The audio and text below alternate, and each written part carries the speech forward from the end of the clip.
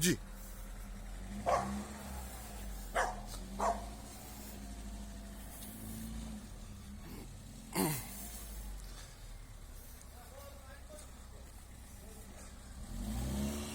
А расстрел разве не отменили на месяц?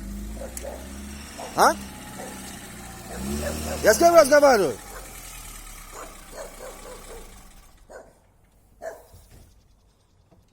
Что такое? Расстрел что, на месяц не отменили? Вот нет, вот. Подожди. Сопровождает. Кто сопровождает? Здравствуйте. По жителям, заявление по жителям. Ладно, почему возле моего окна, прям возле моего окна, тут ребенок вот у меня спит, окно открыто, прям бахнул возле окна вот. В другом месте нельзя было это сделать? Собаки убегают, что нам поделать?